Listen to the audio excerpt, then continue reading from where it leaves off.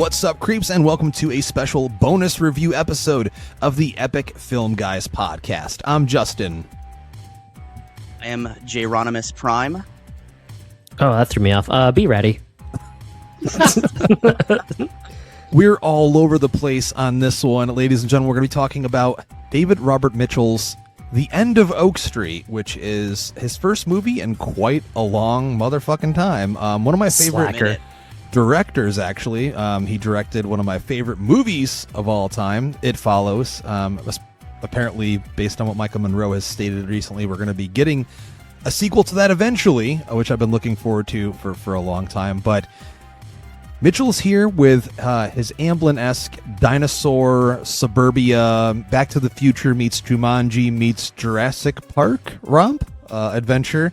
That's a great analogy, man. That really is. That's a great comparison, all of those. If you mix those together, they kind of all have a DNA that mixes into what this movie is all about. And we had an opportunity, thank you to Warner Brothers for seeing this one early. And of course, thanks to Warner Brothers, they shared something I said about the movie on Twitter on their social media. So pretty cool stuff. This movie's been, I think, under the radar of a shitload of people just because it's been a really packed summer. We have the new Spider-Man movie, The Odyssey, two massive box office juggernauts, and of course everything else under the sun. And people were kind of just like, oh, what's this random, dinosaur movie with Ewan McGregor and Anne Hathaway? And it's going to be fun to get into this one. I'll throw it to you first, though, B. Ratty. Were you anticipating this one at all? I know you're like, between the three of us, you're probably like the more the novice when it comes to Jurassic dinosaur movies. I mean, just because I didn't watch them when they came out, but I mean, I enjoyed them growing up. I really didn't have a lot of anticipation for this one. I mean, I was happy to see the director back. But all in all, I was just like, sure, I guess. Like, it was kind of like an end of summer movie. Like, as long as it was going to be fun and have some blood in it and, be a relatively easy story to follow along with, I was here for the ride, but I wasn't like beating down the door for this. When we got the press screening, I wasn't like, oh my God, I have to go to this, but it was fun. I like Ewan McGregor. I think he's a great actor. I like Anne Hathaway. I think she's a great actress. I loved her recently in The Odyssey. So I forget his name and I have it in my notes, but their son, Brian, I realized halfway through he played in The Monkey from last year. He was That's right. Twins. Yep. That's right. So good little cast. And yeah. And J-Dog, or Jronimus Prime, or whatever the fuck you're calling yourself on this episode. J-Dog. We know JT you. Hollywood, JT Vodka. JT Hellraiser, JT some other JT shit. Hellraiser, JT Pumpkin Guts. There it is. You're the big dinosaur guy. Yeah, man. So this was my most anticipated movie of this year. When we did our episode saying what movies we were most excited about for 2026, this was my number one, and that was back before it was even definitively confirmed that there were dinosaurs in this movie, because the plot was like being super kept under wraps. There was no trailer or anything, like, no poster. It was just a synopsis. And it wasn't even called The End of Oak Street when it was on the list. It was called like Flowervale, or Flowervale Street was the original, because that's the neighborhood that they live in, is Flowervale. So that was the initial title of the film, and then I guess at some point someone that maybe, feels like they knew a little bit better said, hey, let's call it something else, and they called it The End of Oak Street. So I'm a huge fan of dinosaur movies, man. I don't know if that's like just like the inner kid in me that it's like, I like dinosaurs. You are one, you old Jurassic bitch. Park, yo, bitch. So, I mean, Jurassic Park is one of my all-time favorite movies. Like, I love it.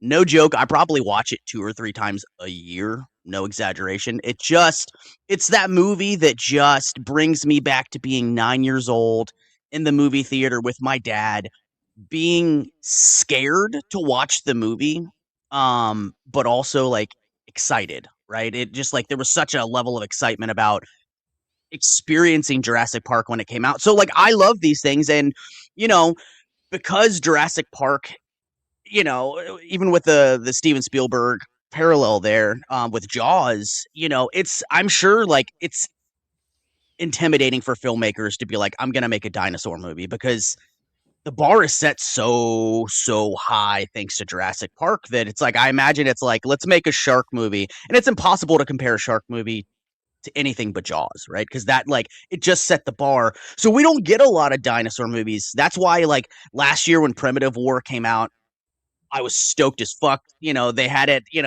in theaters for a limited amount of time, and me and my buddy Chris, we went and we loved it. It's a ridiculous, cheesy but fun and really well made movie. So if you guys haven't seen Primitive War, it was a bucket of fucking fun. You should check that one out too. So this one, when it said that it was rumored to involve dinosaurs in the suburbs, I was like, yo, I'm in. Oh, and there was also that movie 65 that had Adam Driver. Yeah. I had a good time with that movie too, man. That movie was shit, dude. Sam and I love Adam Driver.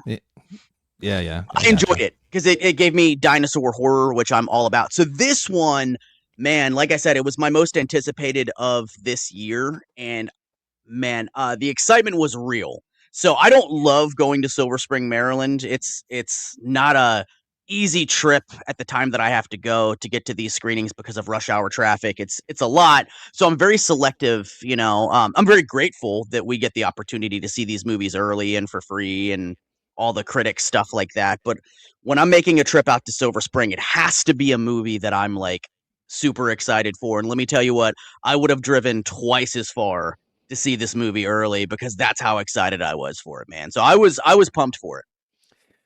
I can follow lock and step with you to an extent. Obviously, Jurassic Park for dudes of our age range, it changed the game for movies, just like Batman did in '89 and Jaws did in the '70s. Add Halloween to that list, so on and so forth. And Jurassic Park is a top 10 movie for me. I've got Rexy portrait tattooed on my arm, and I've seen it in theaters like a shitload of times. And I love dinosaur movies, though. To what you were saying about Jaws and shark movies versus Jurassic Park and dinosaur movies, there's been like a million shark movies because they just gave up thinking, hey, we're never going to touch that, so we'll just make a bunch of schlocky shit ones. And now shark attack movies are a completely huge subgenre. We just got like 4 new ones this year already. But dinosaur movies, not as much because they're way more expensive to make. And you don't want to follow in Spielberg's footsteps. And if you want to see any kind of parallel there in terms of what the end output will be, is just look at all of the Jurassic World movies. And I've really liked / hated a lot of those sequels. And I have a soft spot for The Lost World just because it's Spielberg playing in his sandbox. But I would dare say, coming right off the bat here with initial thoughts on this, I truly believe that The End of Oak Street is very likely the best dinosaur movie all around since Jurassic Park. I think that it takes the idea of putting dinosaurs in the real world with humans, something that Jurassic World tried and failed miserably at, and just has a blast. It's literally what Spielberg does at the end of The Lost World with having the T-Rex, loose in San Diego for a couple hours, but makes it a whole movie. And, it kind of injects this Amblin DNA into the whole thing. And I saw someone say this, and it's a great quote, connected to this movie. End of Oak Street really is the best Spielberg ripoff in ages. So many people have attempted to rip off Spielberg and try to capture that Amblin vibe. Stranger Things did it pretty well on occasion. Super 8. We had Super 8, which J.J. Abrams himself directed, which I really like that movie. That came way before Stranger Things. People forget about that a lot. And obviously Abrams produced this and had a lot of creative say in the film. But all around, I think if you're really just wanting to have a great time at the movies, this movie felt like what movies used to feel like, where you'd sit down, you have your popcorn, you're with your family. You don't hear kids saying the word fuck a lot. You hear the one fuck they get for their PG-13. You get kids acting like kids in 1982. You get a real family that feels like a family unit from that period. Everything about it feels authentic to the time frame and the way movies felt that were made from then. And obviously when you have 2 huge powerhouse actors, Ewan McGregor and Anne Hathaway, which I would say is the shining star of this movie. She's on a fucking roll right now. It's hard to dislike the movie. So me coming out of the theater, I do have some minor issues with the movie, but overall, I had a blast. We applauded at the end. It was like, I felt like the kind of movie that, and Jeremy, you use this analogy a lot. If it came out when I was a kid, I would have wanted to rush right back in the theater and see it again.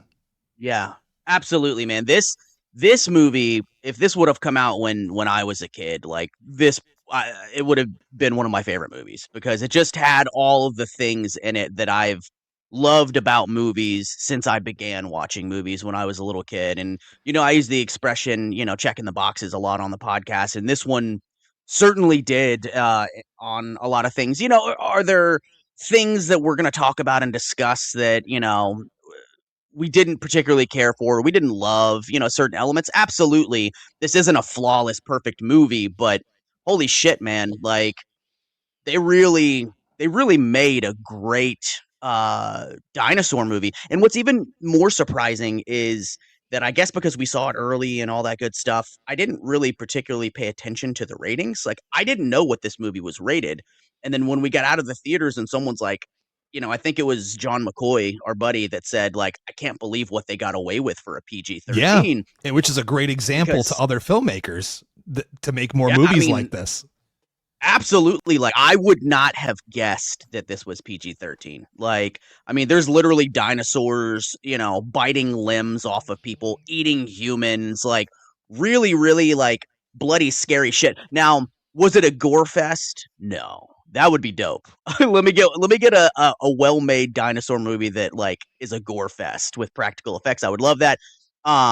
But this movie, like, definitely had all of the goods and still landed a PG-13 rating. I was really, really impressed with it. And the dinosaurs, like, one of my biggest gripes on the show, and you guys are aware of this, is CGI characters. Well, when you're dealing with full-size dinosaurs, it's not 1992 or 1993, where they're like making a life-size T-Rex because they're like, what the fuck else are we going to do? Obviously they're not going to do that in 2025 or 2026 when they filmed. So obviously you have to utilize computer generated images, and the dinosaurs looked fucking great. And what I love about The End of Oak Street is, the perception and the professional perception of what dinosaurs actually looked like has changed since Jurassic Park came out. And it's now heavily believed that a lot of these dinosaurs were covered in feathers. They're big fucking birds, bro. They're big fucking bird. Yeah. Just like, Alan Grant said in Jurassic Park that, they evolved into birds, and, the professional opinion is that, these had feathers, and these dinosaurs in this movie, man, they had feathers, and a lot of them had feathers, and they were scary, and they're more aligned in what paleontologists believe the dinosaurs actually looked like compared to what they looked like in Jurassic Park. And I've even read up a bunch of stuff, like, that like kind of wispy hair that's on elephants, that's like very fine. You mean wispy hair the hair that's like hanging from their ass? I don't know, man. Like there's tiny fuzzy peach fuzz kind of hairs on I gotcha. Okay. elephants. So they believe that dinosaurs all were basically feathered when they were younger, and as they get older and maturing, depending on the size of the dinosaur, that it would likely have become more of like the wispy hair that like elephants have. So like, dude, it's pretty spot on. And I loved it. I loved the acting. I loved the setting. I loved the idea of, I'll go ahead and read the synopsis if you guys are cool with that, just so we can get into it. You guys cool with that? Sure. I'm stealing your thunder, Brady. I'm sorry, buddy. He's sitting there waiting too. He's like, I was just like, all right, well, Jeremy's going to take like 20 minutes here. So because I love this thing, man. Let me Jeremy gush is fucking on it, bro. verbally jacking himself off. I fucking love dinosaurs. No, the T-Rex is the one doing it with its tiny arms. Oh my god! Now I have that fucking image in my head. Jesus Christ! It's like, I will say before the synopsis, one thing nobody has picked up on is, Jurassic Park is the premiere dinosaur movie, but it didn't have the fucking dino porn that this one has. That's for sure. That's right. That should have given an X rating alone, dude. Yeah, that should have bumped it up to R at least. There was absolutely some dino. There was some dino going on in this. this movie. So, anyways, You want to talk about Wispy Dynamo Hair? Street. Oh, we all saw it. I saw a lot of it. Looked like fucking Snuffleupagus from Sesame Street, fucking another Snuffleupagus with the Yeah, long but hair. If, like Snuffleupagus didn't have the nose up top. You know what I mean? Yeah. Anyways, go on with the synopsis. It's dinosaurs fucking. Oak Street. It's about dinosaurs fucking in the suburbs. Leaned up against a house. All right, I'm done. The Platt family bands together to navigate their new surrounding after a cosmic event transports their suburban neighborhood to some place unknown. You did all right. That was good. Yeah. Yeah. Pretty spot on, I would say. I knew some of those words.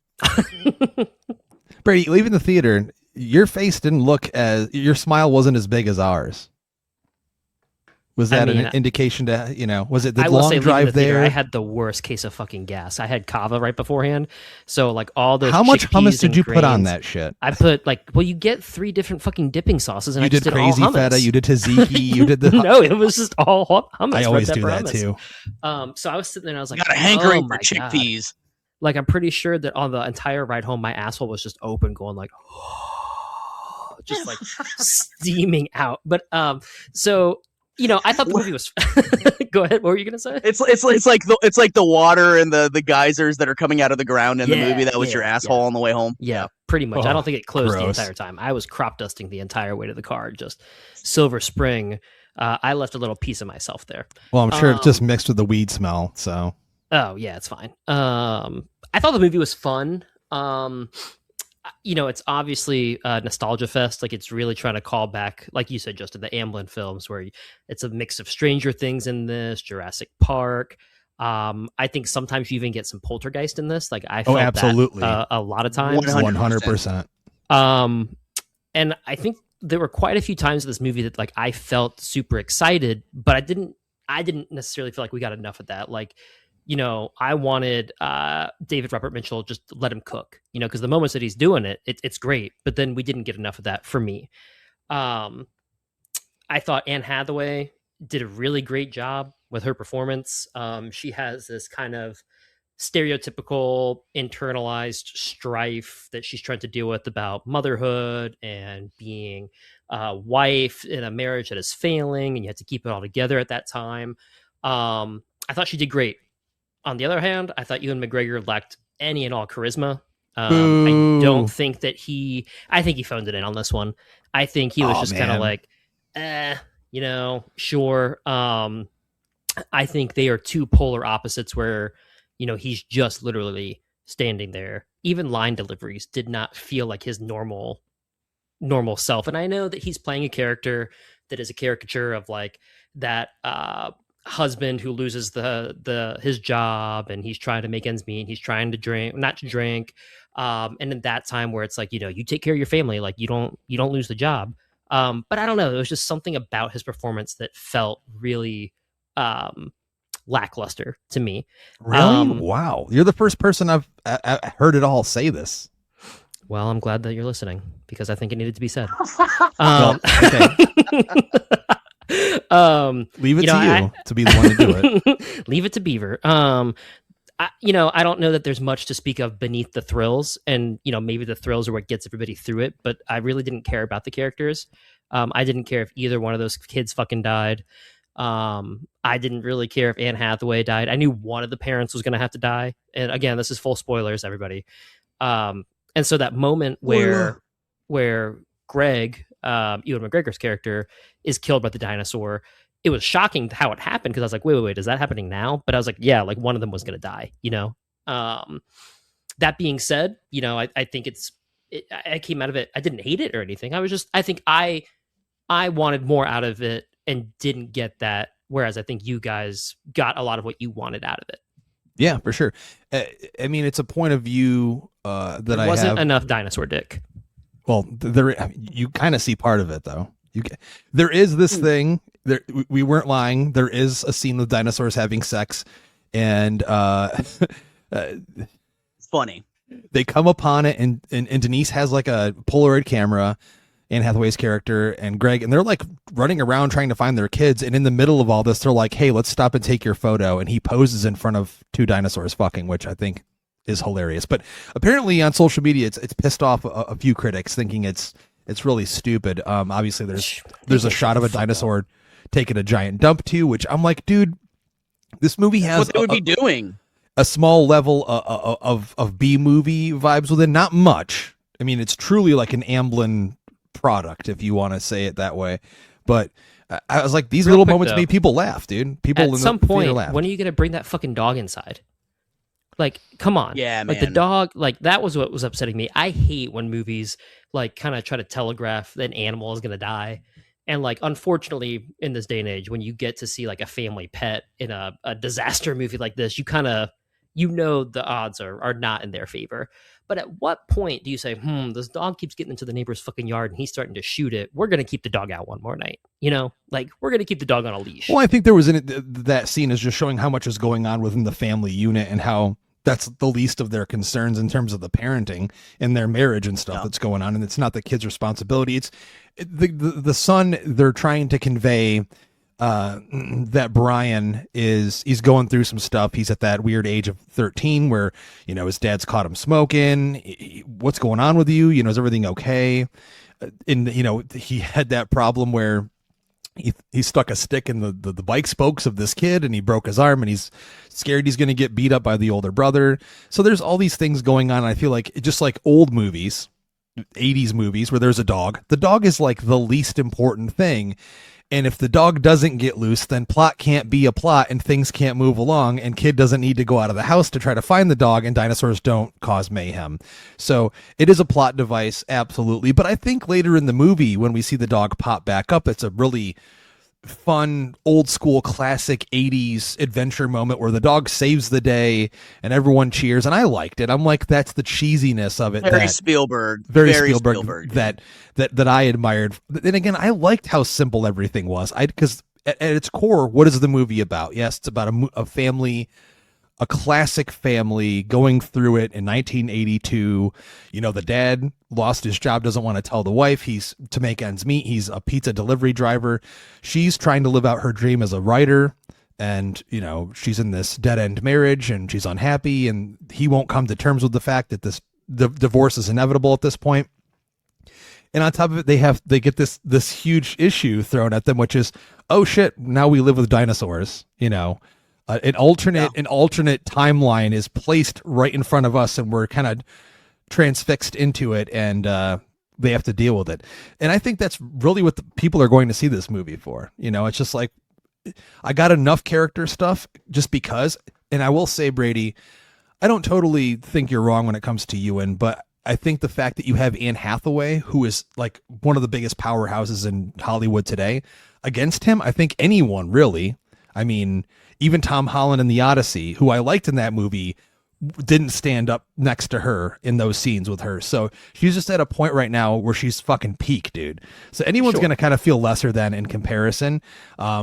But I mean, like, they're there and the movie would not be nearly as effective without with actors of that caliber at the center. I think they're really what makes the movie. So when all the action and all the mayhem ensues, you have those people to focus on that really makes it all that much better.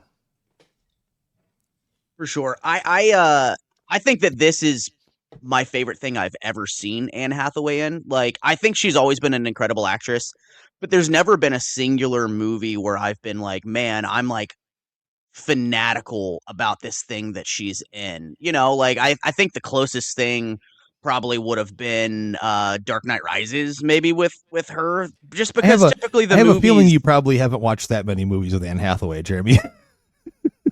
No, I mean, like, dude, I think she's super talented, but I'm just saying, like, there's never been anything that she's done that I've been like fanatical. The Devil Wears Prada, anyone? No, I mean that exactly. That's what I'm saying. Buddy. You got the wrong guy, buddy. I'm not the demographic. But this movie, like, I think she really flexed how good of an actress she is and how much of a powerhouse that she is. And I think, unfortunately, that led to Brady feeling the way that he did about Ewan's performance, because I think that she was just that good in this movie. And I think that if you're not going to bring that level to it, I definitely see Brady's points and merits on Ewan's performance. I think he was fine, and I think he was very serviceable, but I don't think he was anywhere near firing on the same cylinder that Anne Hathaway was in this movie, and I think that she was just utterly Well, I mean, fantastic. also, it's how the character is written on the page, and he's literally just, you see him delivering pizzas and shit, and you get a couple of moments with him talking to the kids in the living room and this and that. Or him down in the basement while they're trying to board the house up, and you see him take a sip of whiskey. I mean, Ewan knows how to, perform as a guy taking a sip of whiskey out of a bottle in the basement. That's for sure. But, like we said, go ahead. No, I was going to say that, I wanted to talk about a scene that I think aesthetically kind of bothered me. And it's because it's unusual and it's jarring.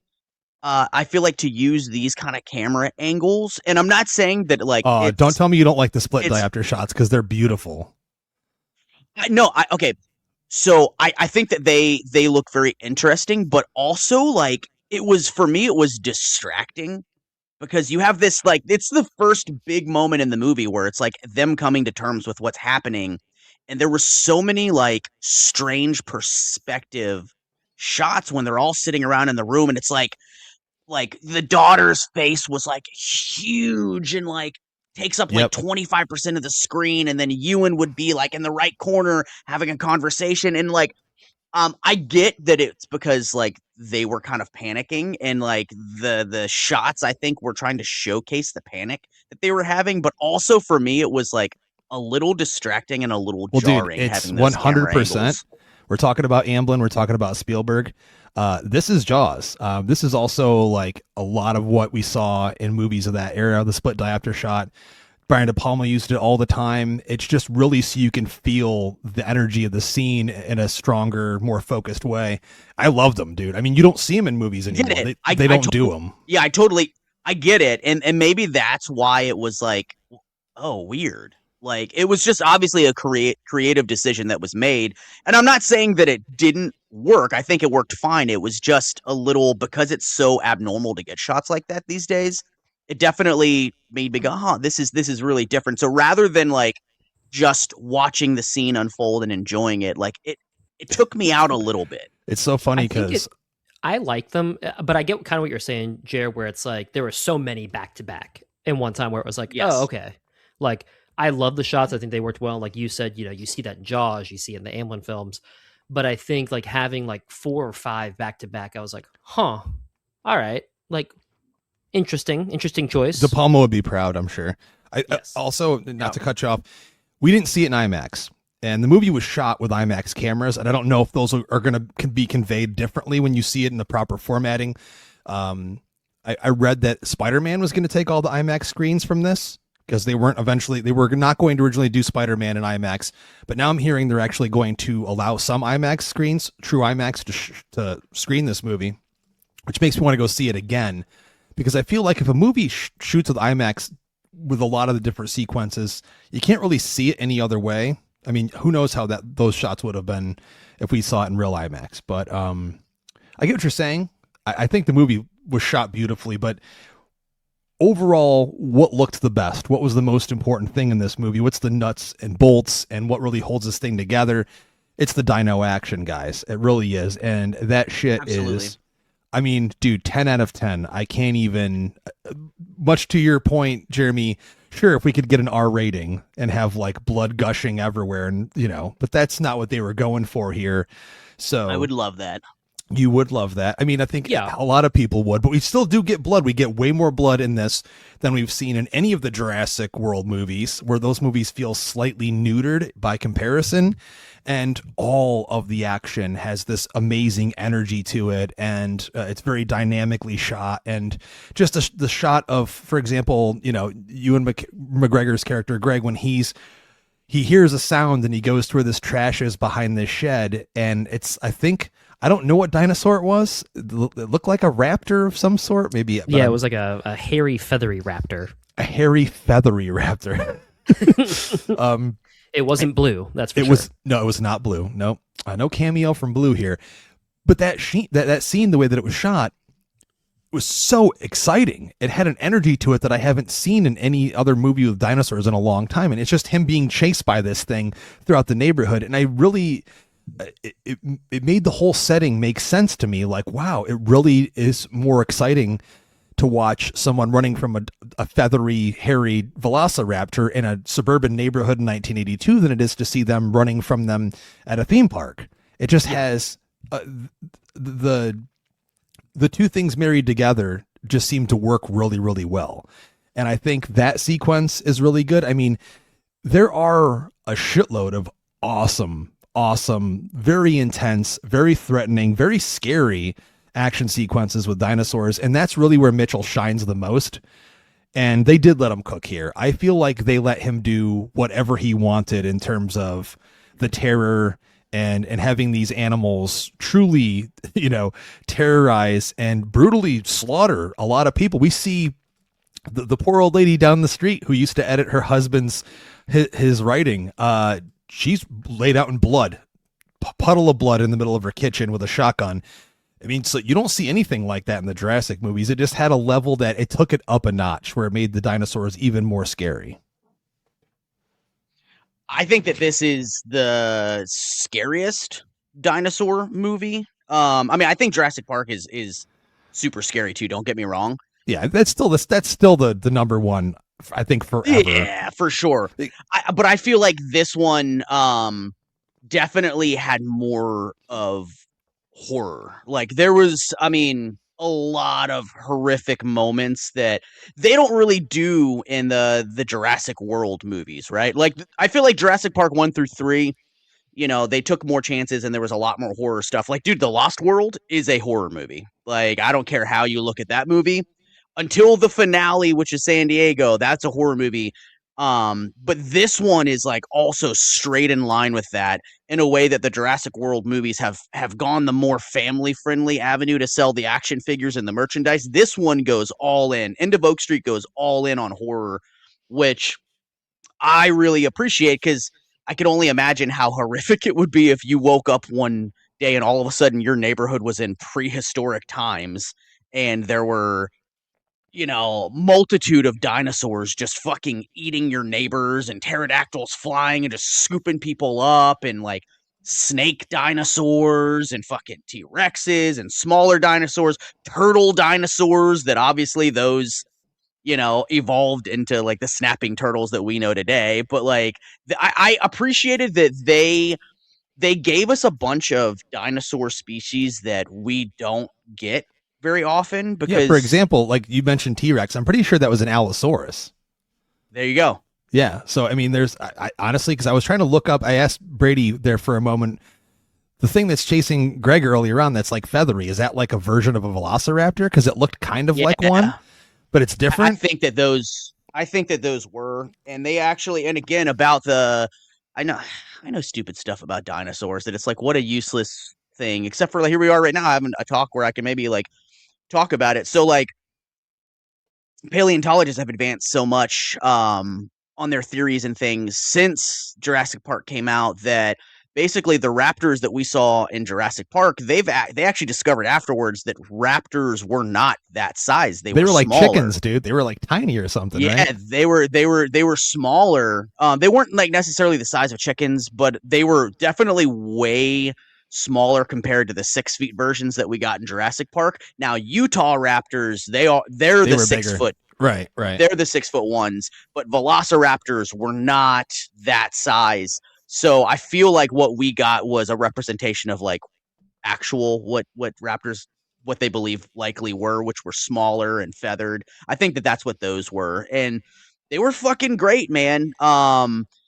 Like I said, I love that we got some more of the friendly herbivore, dinosaurs, and then we got just a multitude of different species of dinosaurs in this movie, which I really appreciated because in a post Jurassic Park cinema world, there's already the fan favorites because they were introduced to us 30 plus years ago in another movie. So I like that they did some different species in this thing as well. And there was a lot of great cat and mouse chases. There were also some things that were like frustrating, right? Where it's like, they were.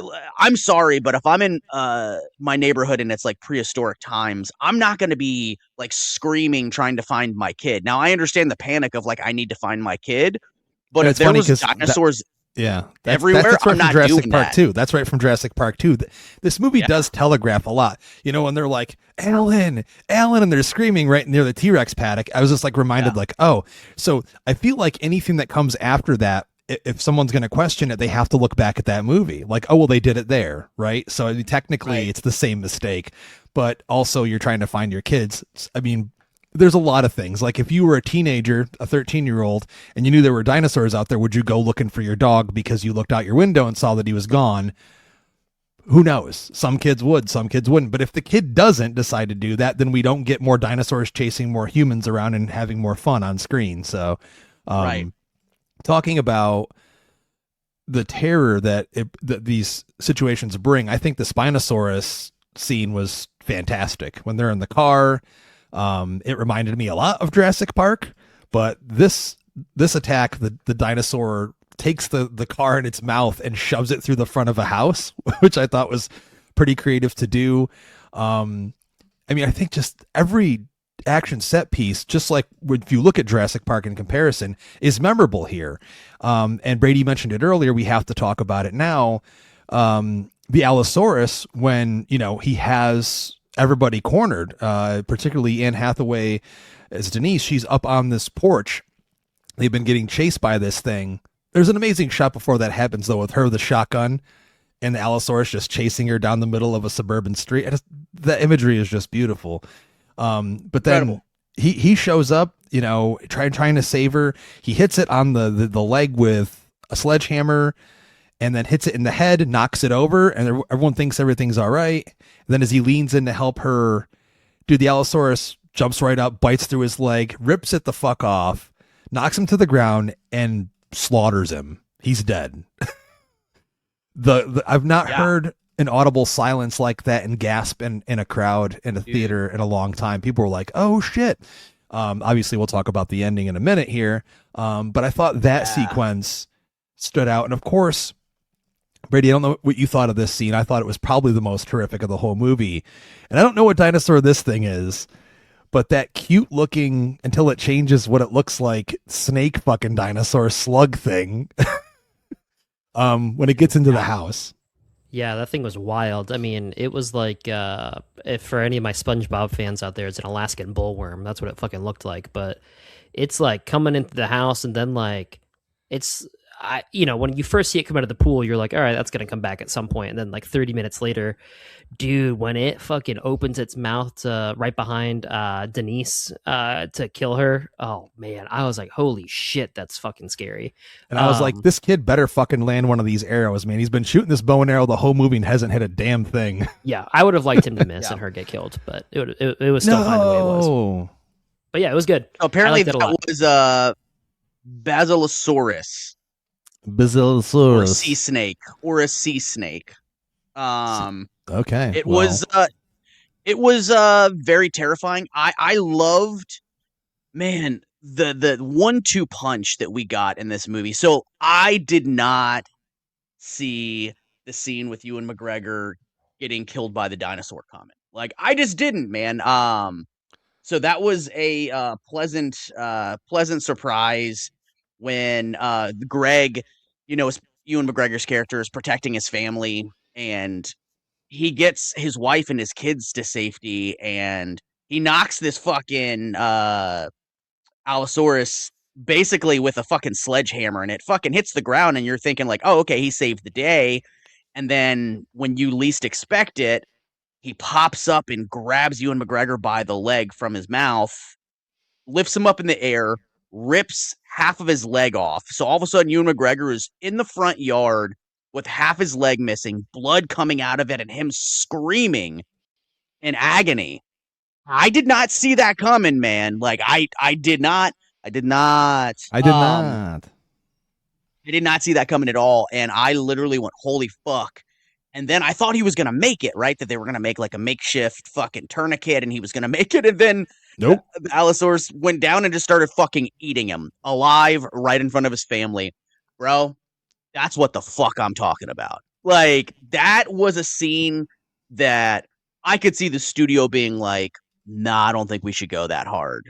And like, I could see somebody fighting for it and getting it, but it's abnormal in a movie of this size and scale and feeling for a blockbuster to get something like that outside of actual, like, straight up horror films. So, I loved it. It's my favorite moment of the entire movie because I didn't see it coming, and these days, we watch so many movies that it's like, "Ah, okay, I can kinda see where this is going," but to genuinely shock me where my jaw fucking dropped, I did not see that shit coming. Yeah, I absolutely At do. all. It At knocked all. my And socks then off. and then it led straight into the scene with the snake dinosaur, like, right after, where, like, it's in the house and, like, Anne Hathaway is fucking stabbing it with a knife over and over again so it leaves her family alone, and, like, just the emotion and terror of that 1-2 punch of it, like, literally going from that, Ewan McGregor getting eaten, to this fucking snake dinosaur, like, dude, it was just amazing. And I know that we're gonna get to the end of our thoughts on this soon, and we'll talk about the ending. But I loved the 1-2 punch of that, and I wish, you know, Justin, you and I had a conversation after the movie about why they made, some of the creative decisions with the ending that they made. And I agree with you. And I think that they did the right thing, but that doesn't mean that I don't have issue with it. And it doesn't mean that I'm fully on board for how this movie ended. And then it also kind of left me with questions, man. I have a lot of questions at the finale of this thing. Kind of like I did with Jordan Peele's movie Us, where you find out that there's, like, copies of characters out there, and then you start thinking logistically, like, okay, well, like, how would this work? So what did this mean? So I definitely had a lot of comments and concerns about the end of this movie, but yeah, those two scenes in particular, I was like, holy fuck, like, this movie nailed it for me. Yeah, I think we see a flash of light early on in the movie, and these characters see this light, and that's what kind of brings these dinosaurs along with them. And there's a scene with Denise and Greg where they're in the middle of this house, and they see a wormhole that just kind of like appears, and he tests it and sticks his hand through and sees their neighborhood on the other end, and kind of comes to the conclusion like, oh, if we just go through this, it's very simple, very, very, A to B kind of explanation. Like, oh, maybe we can get back to our actual neighborhood, like real life, and out of this dinosaur land.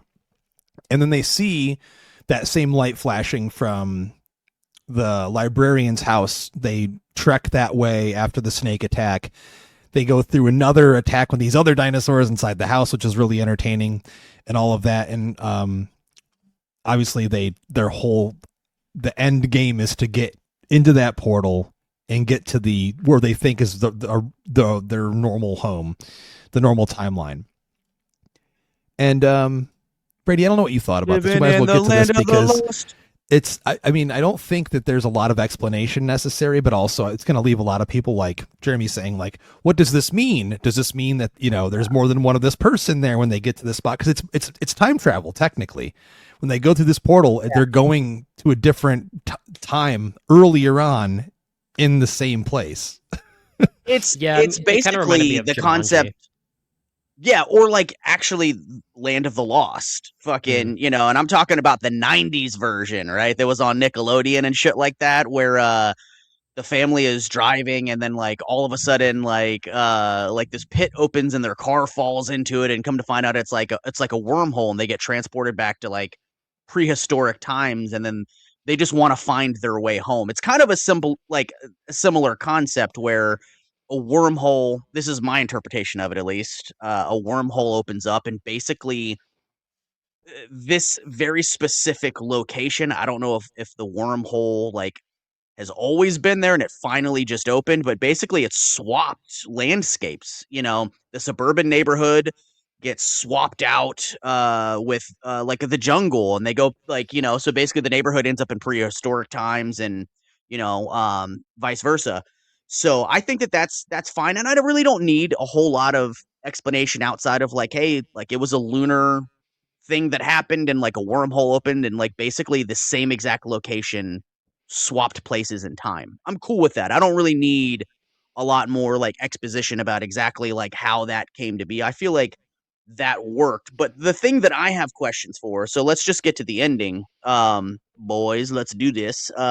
Is so I'm asking you this because I actually need a little bit of clarification. So at the very end, basically they find a wormhole to be able to jump through it and travel back, and it ends up being 20. They travel back 20 minutes before the wormhole opens, so they're able to warn their neighbors, and they're able to find, Greg, who's still alive because it's 20 minutes before the wormhole happens. So there's a version of him that's still alive, but that also means that they're still there too, right? Like, so by jumping in this wormhole and traveling back in time 20 minutes before the other wormhole opens up,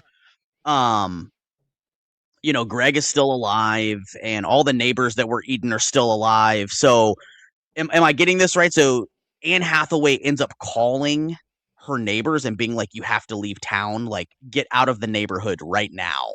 And for whatever reason, like some of her neighbors believe her enough to get in the car and travel out of the neighborhood. And that's when the wormhole opens. Is that what happened?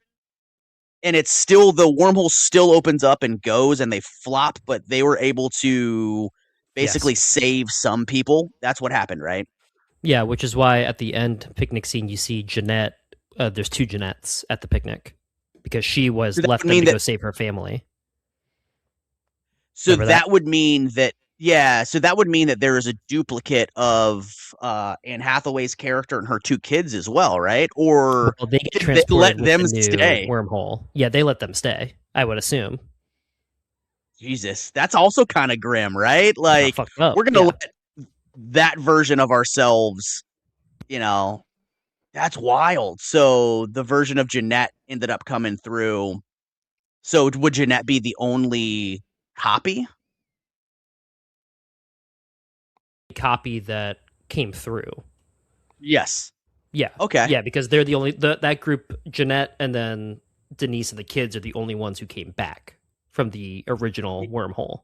Yeah. Okay. So they kept Ewan McGregor outside of the town so he wouldn't transport, and the versions of themselves 20 minutes down the line still transported to Dinosaur Land, but because they went back in time anyways. I get it. That's just a little. It's a lot. It's a lot to think about. But I mean, at the end of the day, like you said, the logic is slightly flawed, if even not more than slightly, but it seems to make sense for the end of the movie where, we'll get I'm to cool it. With it. I'm not a scientist, so it worked for me. I said, all right, dinosaurs weren't real. God told me they weren't real. God said dinosaurs aren't real. That's what they taught you in Mennonite school, huh? Them damn things were large cows. They said evolution is a theory. That's all we're going to say about it. But what about these bones? They planted those there. Those are all fake. But the movie ends and it God literally sent the is flood for with the rainbow. This is Back to the Future, basically. The end of this movie. It's 2 years later. The military has contained the area, and scientists have rescued or killed all the dinosaurs that were left. And Denise publishes her book titled The End of Oak Street, based on her experiences. And they have like a nice family barbecue at the end, and they're in a really nice house. They have money. It's the American dream. It's a very archaic, OG kind of idea of the American dream, but it feels just like what an Amblin movie would do in the mid to late 80s. So it's time to get to our final thoughts on this thing and trash it or treasure it. Of course, be ready. It's going to you first. I mean, I in no way hated this movie at all. Like, we have some movies that come on here that it's like instantly all three of us like, yeah, this is a piece of shit. Ice Cream Man, for instance. All of us knew going into that. I think we'll throw each other curveballs every now and then. But I think for the most part, we all have been friends long enough to know where everybody's going to land. This one, like I said, it was fun. I love a good dinosaur movie. I love an adventure movie. No, I did not see Jurassic Park when it first came out. Actually, technically I did. I think my mom was breastfeeding me in the theater. So technically I was there with you all. So I'm sure that there is a part of me that doesn't fully latch onto the nostalgia this offers. Same with like Ghostbusters, right? Like I love those movies, but I'm not a diehard fan because I came to it late in the game. That being said, I don't know that I would ever watch this one again. Not because it's a bad movie, but Wow. it's kind of like a one-trick pony for me. Like, cool, it got done, but like if I want to watch dinosaur movies, I'm going to go watch, Jurassic Park, or Okay. I'm going to go see what is it that you keep telling us, the one that you saw last year, Jared, that came out with the Primitive War. Yeah, like I'll go watch that. Yeah. This one just didn't offer me anything in the way of like I should care about this movie. And that's for all the reasons that I've already listed. I didn't care about the characters. I thought the gore was fun. I thought the dinosaur fucking was funny. But overall, I can go watch Stranger Things if I want that feeling. I can go watch any of the older Amblin films if I want that. This one just didn't do it for me, so I got to trash it. Damn. Respect it, man. I respect it, and that's what's great about you better about movies, man. I respect you, Bradley. Well, there's the subjective nature of movies. I loved so much about this movie, right? And it's for sure, like, I'm going to treasure it. Absolutely. Now, I wish they would have gone with a more downbeat ending with it. That way it would have made the stakes real, right? And it would have made all of everything that they went through, like, man, they really went through some shit. But when you're able to do like the time travel thing, and there's a character death in the movie that's really impactful, and it's like, well, don't worry, we can do a time travel thing and save that character, so like everyone that you care about in this movie ends up being safe. Again, this was a Steven Spielberg throwback movie, right? Like, so that's exactly, if Steven Spielberg would have made this movie in the 80s, right, or whenever, that's exactly what he would have done. So I understand that that's kind of the vibe that they were going for. I also really love that they put David Robert Mitchell's name all over this fucking movie, which was also surprising considering, like, I mean, dude, It Follows was a banger, but that was a while ago, right? So over like 10 years, yeah. So for them to like really attach his name to this as like a powerhouse, like, I think he earned it because the movie's fucking incredible. And I think that, like, if anything, this should show Hollywood like that he is a force to be reckoned with. He is a great, very capable filmmaker, and I think that that's great. But I do wish it wouldn't have had the time travel element of like, all right, let's go. Like, we get to go back 20 minutes before this thing shows up and fucks everything up, and we get to save this character that had this really impactful death. I think if Anne Hathaway, her character, Denise, would have, made it through the wormhole with her kids, and like, that would have kind of been the end of it, that they made it, but their neighbors or her husband didn't. I think that the movie would have worked better for me, but I still loved it. And I know I've said it a lot this year. Like, bro, we've gotten some bangers in 2026. And I know I've said it a lot with movies this year of like, I'm going to go see this in the theaters again, but I can't wait to see this in theaters again. Like, I'm going to excitedly give them my money for a movie that I've already seen, because that's how good I think that it is. And for somebody that loves dinosaurs and wants more dinosaur horror, I want to show up and support this thing because I think it's that good. So I'm gonna treasure. Yeah, I'm treasuring this thing too. I honestly think that it's probably the best dinosaur movie since the original Jurassic Park. I've liked the bits and pieces Agreed. of all that we've seen since then, but as a singular piece of cinema, Mitchell knocked it out of the park. I liked everything about it. I didn't mind the time travel. I think it is a pure product of a love of Amblin movies and the lack thereof in today's world of movie making and what we get to see. And it felt genuine. It didn't feel like a tacked on ripoff. There was a lot of deep admiration when it came to the nostalgia and the way movies used to be, and it just brought me back to being a kid watching this kind of movie. It's short, it's to the point, it gives you exactly what you want, nothing more, nothing less. It's no frills, dude, and I was there in all thrills. So it's a treasure it for me, and that's it for this bonus review episode of The End of Oak Street on the Epic Film Guys podcast. Thanks so much for listening if it's your first time, and of course our longtime listeners, thanks for sticking with us. We're available on every single podcast platform known to man, and of course at Epic Film Guys on social media. So until next time, I'm Justin. I'm Jeremy. I'm Be Ready. And we'll ask you to keep that shit